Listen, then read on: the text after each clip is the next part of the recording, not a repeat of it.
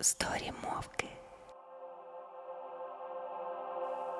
Секунди не мають виміру.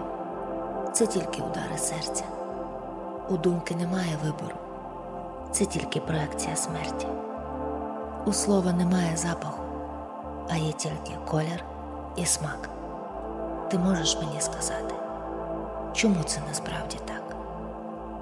Ти можеш мені повірити на дотик, а не на слово. Ти знаєш, якою мірою і до чого ми вже готові. Зумієш прийти і взяти. Я духів усіх своїх вижену з прокуреної кімнати.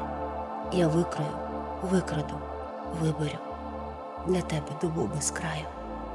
Секунди не мають вибору. Секунди, вони минають.